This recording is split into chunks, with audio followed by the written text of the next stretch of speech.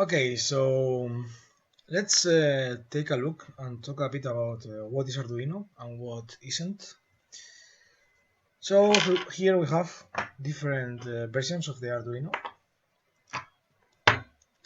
Basically, what all these three circuits have in common is the architecture inside of the microcontroller, which is this, and one chip, this.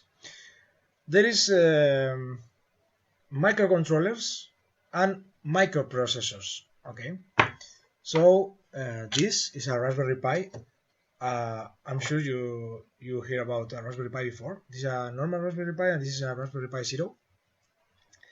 And these have microprocessors, not microcontrollers. The microprocessors are way more complex and allow you to upload operating system. So basically, you can have. But this is a computer. A microprocessor is a computer in the end, while a microcontroller is just a chip that you program, and it runs this program over and over. But you don't have enough power like in a microprocessor to run an operating system. Okay, so why we use Arduino? Why Arduino is so cool? Well, we said that it's a microcontroller, and we need to realize that microcontrollers are everywhere. When you go to have a coffee, the coffee machine has a microcontroller. When you go to do your laundry, the washing machine has a microcontroller. When you go to your bedroom, the light has a microcontroller, so you can change the colors. But those microcontrollers are meant to be used in the industry and not for us, for common people. So then is when Arduino came and create this open source microcontroller, so everybody can use it just by connecting to the computer, and there is a huge community. So basically, every problem, every project you wanna do, someone in the internet has done it already or have knowledge of how to do it. So Arduino is super popular, and you can find tutorials of everything in YouTube. Well, so what is the difference between this PCB here and this one? The difference is that this one has all the sensor and actuators connected already. So once we have our Arduino or our microcontroller, we have all these pins where we can connect things. And what we are going to connect? We are going to connect actuators or sensors. And here I have just an example of different sensors that we can connect. So just for fun, I know, we can connect buttons, we can connect sensors of light.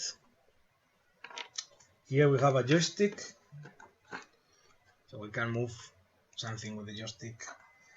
We have a relay, an LED, I don't know. There is plenty of things that we can connect to our Arduino.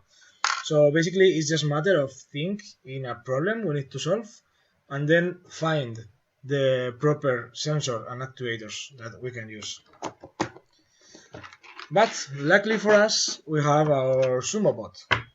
This is an Arduino that has already all the sensor and all the actuators built in, so we don't need to do anything. We just use them, and it has a motor, so we can move the wheels. It has an encoder. Is a circular device that can measure how many turns we are taking, so we can, for example, measure the distance that we are traveling with these wheels. We have LED lights, we have buttons, we have distance sensors, so these are infrared lights, and here we have, maybe we cannot see them, but we have this sensor that receives the infrared light, so we can measure distance in the front and also distance in the sides, so we can be aware of the objects that we have around. We have a screen, an LCD screen. We have also a gyroscope, an accelerometer, and yeah, plenty of devices to play around.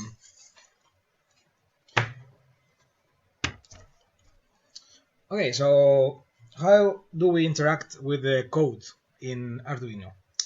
So we have all these pins that we can differentiate three kind of pins. There are more types, but the more important are three.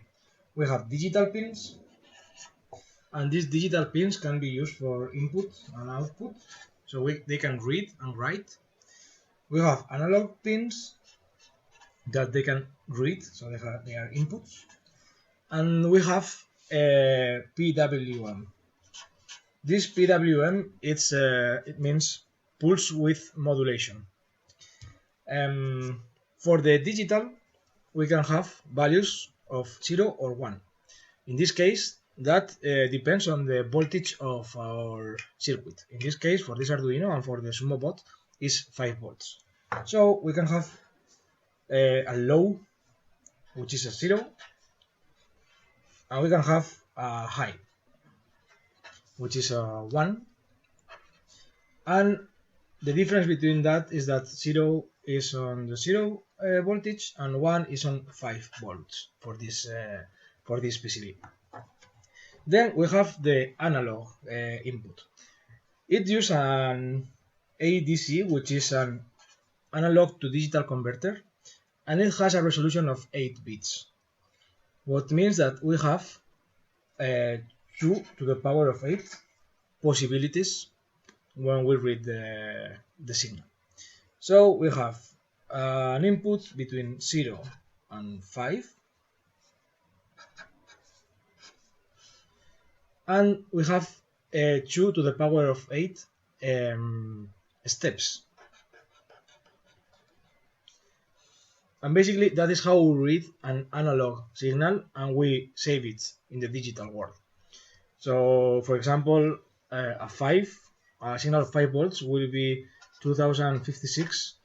A signal of 2.5 volts, which is half of it, will be 128, and a signal of 1 volt will be a fifth of this, which will be around 50. Yeah. And we have also the PWM. The PWM is, well, we said, is a pulse width modulation, and is a way to fake analog signals using a digital signal. So basically, this PWM has a small period, and in this period there is a high pulse and a low pulse, and we can modulate the width of this pulse. So if we stretch the high pulse, we get a higher voltage in the end, and if we decrease the size of the pulse, we get a lower voltage. Basically, if imagine we want to recreate 2.5 volts, then we will be high for half of the period, and we will be low for the other half. If we filter out this signal, then we get a continuous value of 2.5. If we want to have a value of 3 volts, then instead of having half of it, we will have 3/5 of it. So just a bit longer. This is 3/5 times 5 volts. It's around 3 volts. And that is the PWM, this pulse width modulation. Now let's imagine that we want to create a system that um, water our plants in our garden. So I just think about this. We can have different sensors and different actuators. So I will say we have, for example, a rain sensor.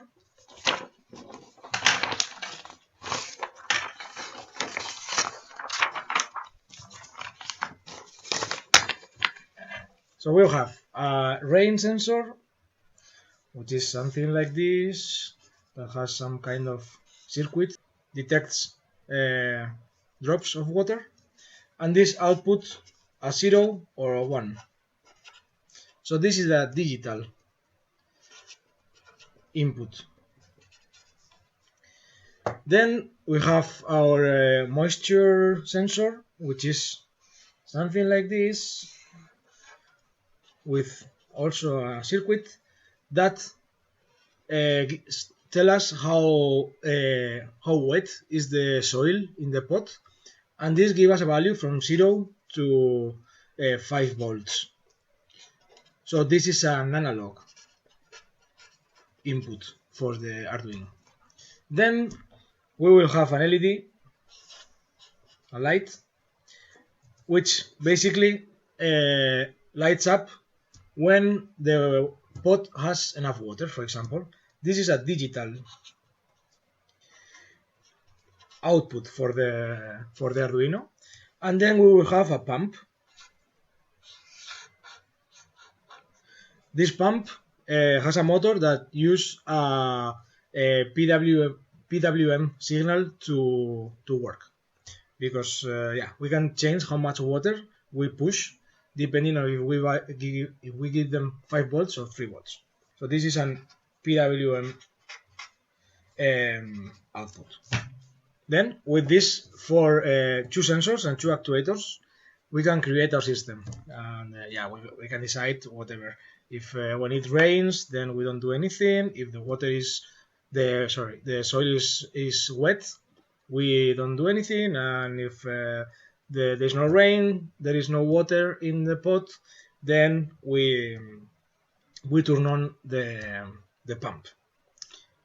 If we look for the pinout of our PCB, in this case is an Arduino Mega, the one I show, then we can see the pin out of the PCB. So in this case I have this image already, and we can see that the pins in the left, they are used for analog to digital conversion, ADC. So we can read analog signals, and in the right side we have all the digital pins. So here we can read, and we can also output digital signals. Also, some of these pins can be used as PWM, and there is other functionalities that we are not explaining here, but they are also useful for other stuff. But right now, with knowing all these concepts, I think you will be alright.